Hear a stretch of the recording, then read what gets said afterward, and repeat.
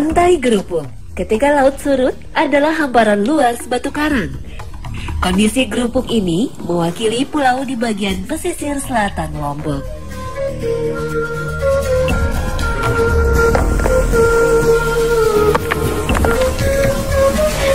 Di pesisir selatan Pulau Lombok ini ada sumber daya alam yang banyak banget. Dan masyarakat di Gerupuk ini punya hal yang unik, cara yang cukup unik tentang memanfaatkan hasil alamnya.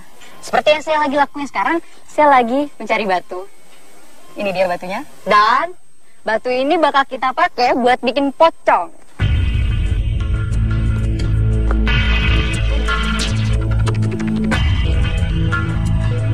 Mata pencarian utama masyarakat Gerupuk adalah nelayan. Namun lambat laun, jumlah nelayan di daerah ini terus berkurang. Hebatnya yang bertahan justru terus berinovasi dalam memanfaatkan potensi alam.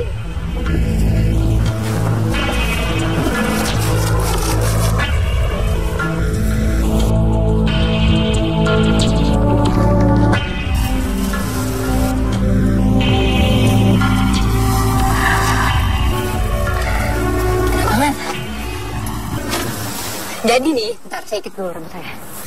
Jadi, kita sekarang lagi bikin lobster. Lobster, pocong. Nah, pocong ini tuh sebagai media buat berlindungnya si anak-anak lobster. Kecil banget. Ini dia sebagai yang jadi alat masyarakat sini pakai. Istilah pocong menjadi populer karena efektif dalam menggait anakan lobster untuk bersembunyi.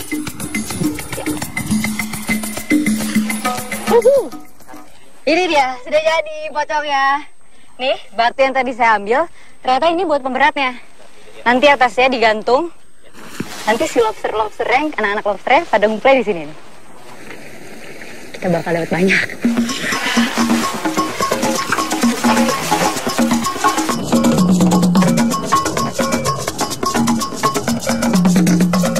Awalnya, kawasan Keramba Gerupuk banyak dimanfaatkan untuk budidaya rumput laut.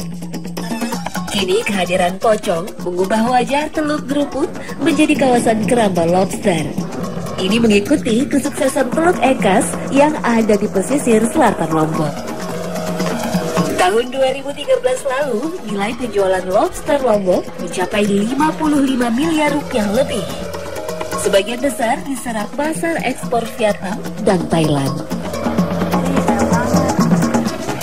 Jadi dulu, ini kerambanya nggak sebanyak ini nih yang kayak di belakang saya ini. Tapi semenjak ada pocong, sistem pocong diterapin di sini, anak-anak lobster itu semakin banyak. Jadi si pocong itu sendiri jadiin tempat berlindungnya mereka. Dan mereka jadi komoditas utama di sini karena mereka si lobster itu anak lobsternya dijual ke luar negeri, diekspor. Caranya, pocong diikatkan pada kayu-kayu keramba, kemudian ditinggalkan hingga beberapa minggu. Benih-benih lobster dari alam bebas nantinya akan datang dengan sendirinya untuk bersembunyi pada pocong-pocong.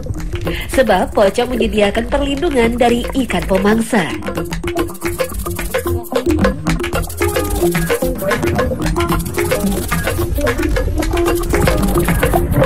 Gantungin pocongnya ternyata gampang banget, gak ribet. Cuma gini, saya tunjukin. Ini masih amatir sebenarnya.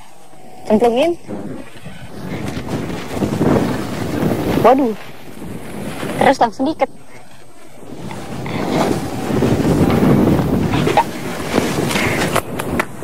Beres.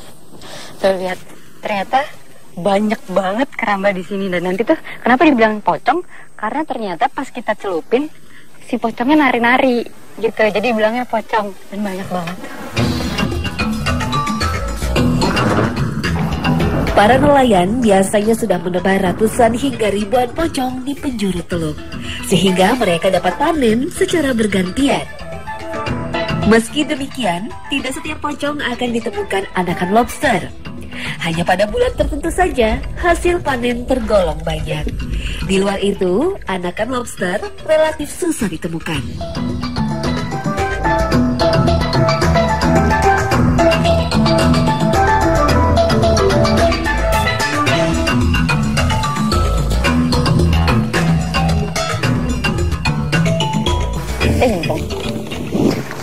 gampang banget ternyata. Cuma tinggal diambil, habis itu simpen di sini. Dan biasanya si lobsternya, anak lobsternya bakal ngumpet di lubang-lubang kayak gini. Cuma dari tadi kita belum nemuin. Yang banyak malah kepiting semua. Nih, kepiting-kepiting kecil gini. Karena belum ada. Ayo, Memeriksa pocong perlu ketekunan dan ketelitian luar biasa. Benih lobster sangat lihai bersembunyi. Dapat. Aku dapat tuh, Pak.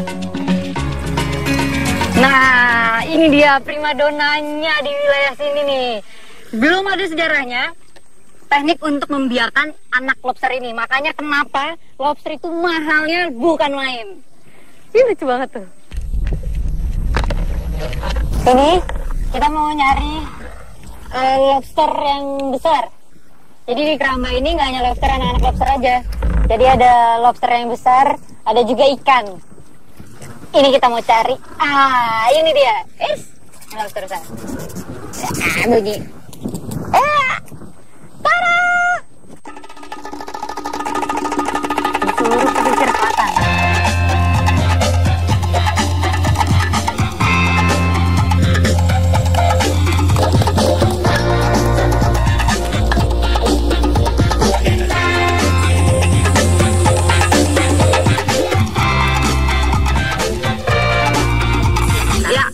Siap. Belum lengkap nih rasanya kalau misalnya saya siap Bu, siap. Kalau saya belum nyobain makanan khas Lombok. Ini Bu. Iya. Kita mau masak apa Bu? Masak Lombok. Ragi Raja. Bahan baku utamanya. Ini dia lobster bee, gede banget.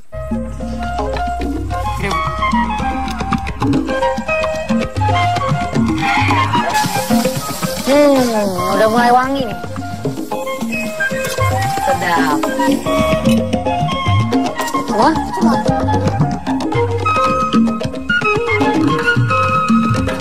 Ini saya udah tahu nih Bu sekarang. Salam, sereh, laja, asem ya Bu ya. Bisa kan? Nyampe rumah saya bisa nih bikin.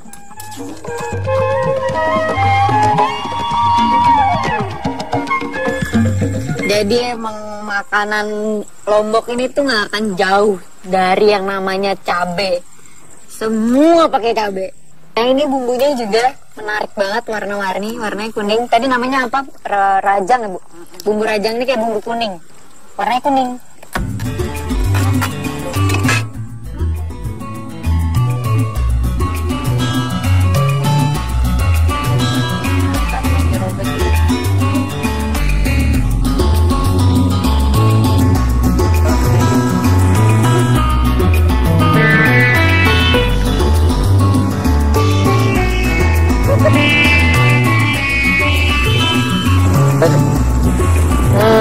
Ini dia nih hasil lobster dari pesisir selatan ini yang akhirnya dikonsumsi sama masyarakat sendiri.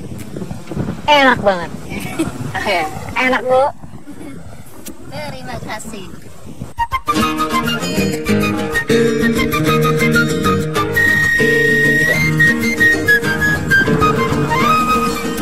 Alam itu menyediakan segalanya. Sepanjang kita menjaganya, kita bakal selalu terus menikmati hasilnya. Lanjut Bu. Sikat.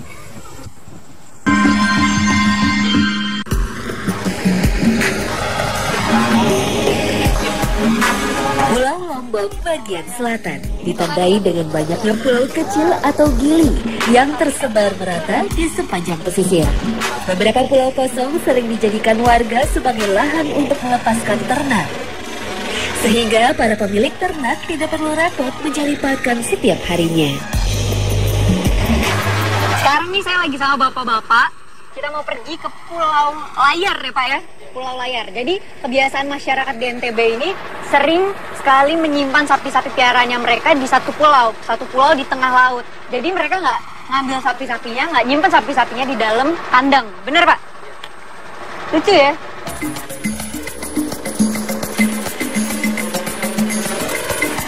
Ternak yang dilepaskan di satu pulau biasanya milik warga dari desa yang sama. Warga desa lain akan mencari gili mereka sendiri untuk melepaskan ternaknya. Jadi areal pengembalaan ternak ini hampir tidak berubah meskipun telah berbeda generasi.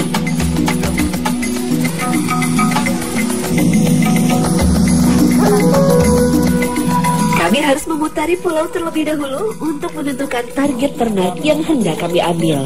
Pemilik ternak dapat mengenali ternaknya meski dari kejauhan.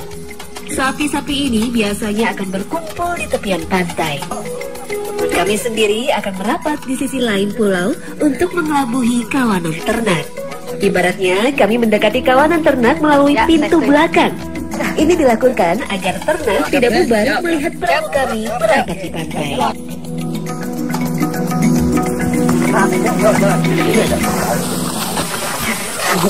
Sejujurnya, saya nggak tahu mereka tadi ngomong apa. Cuma saya yakin mereka tadi lagi mengatur strategi gimana cara nangkep sapi-sapi yang bakal kita buru hari ini. Tapi saya setuju aja. Siap.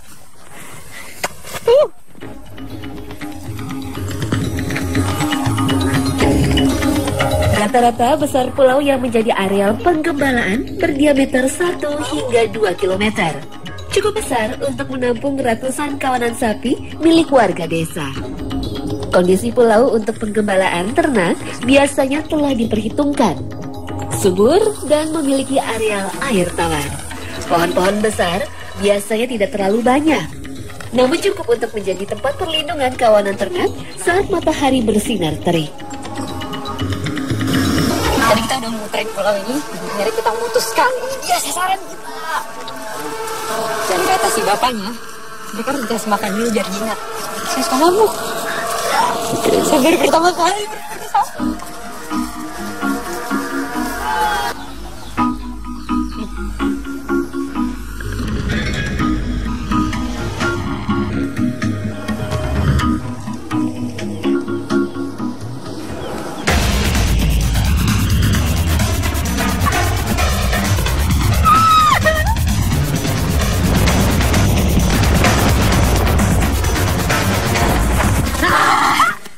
Ternyata sapinya tadi banyak banget udah dikasih makan tapi ternyata kabur semua. Jadi kepencar-pencar. Jauh. Bukan. Mengejar kawanan ternak menjadi sebuah adu kekuatan fisik dan strategi. Kita harus melakukan pengejaran melintasi beragam medan yang ada di pulau dalam waktu yang lama. Biasanya benteng terakhir yang dituju kawanan ternak adalah rawa-rawa melewati perbukitan yang luas.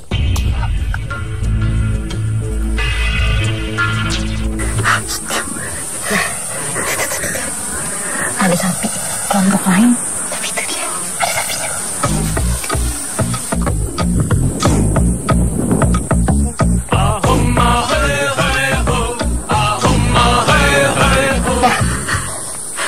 Lari semua, sapinya ke semak-semak. Susah banget.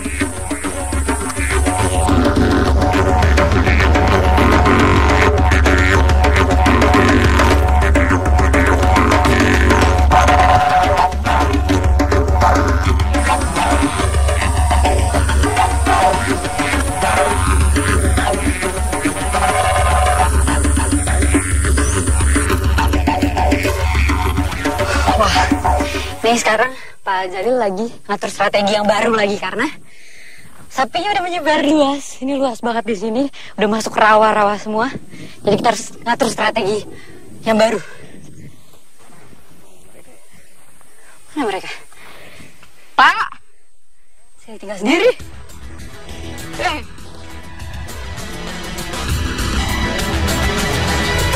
Ternak yang terpisah dari kawanannya biasanya memilih bersembunyi di dataran tinggi. Tetapi kami tidak mendapatkan target yang kami cari di perbukitan. Setelah berusaha selama hampir 4 jam, salah satu warga akhirnya berhasil menarik 1 ekor ternak dari dalam hutan.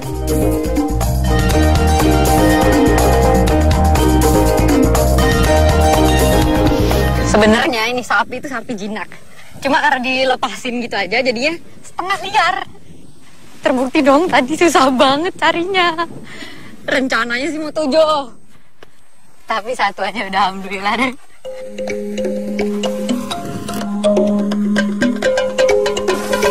Tantangan berikutnya adalah bagaimana membawa ternak ini dalam keadaan selamat ke desa.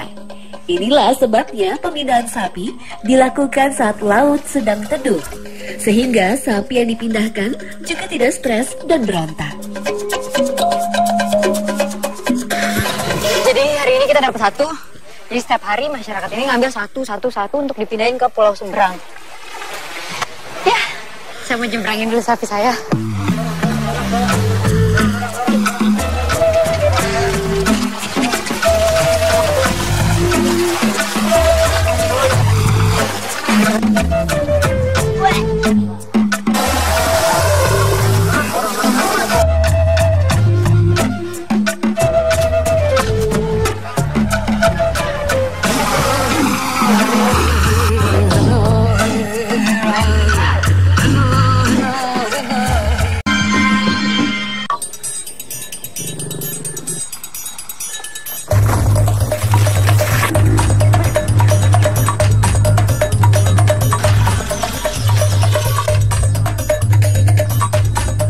Pasir hitam mendominasi garis pantai di beberapa bagian pesisir selatan Lombok.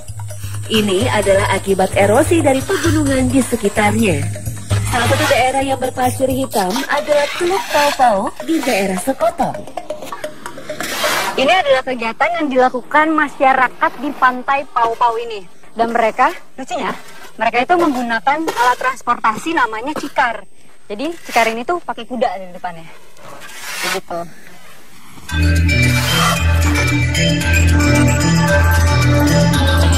Pasir hitam Pau-Pau kini menjadi tumpuan warga, terutama ketika hasil ikan dari melaut tak dapat diandalkan.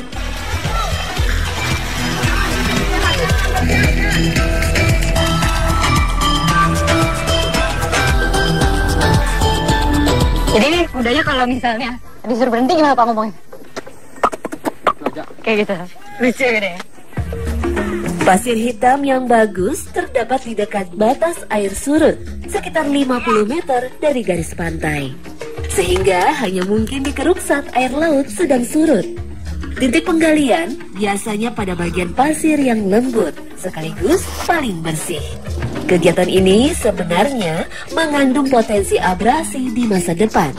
Apalagi jika kegiatan penggalian pasir berubah menjadi massal akibat semakin lakunya pasir hitam di pasar lokal. Lihat deh, hamparan pasir yang luas banget ini yang mengakibatkan masyarakat di pantai Pau-Pau ini beralih profesi. Yang tadinya mereka nelayan, mereka sekarang menjadi penambang pasir pantai.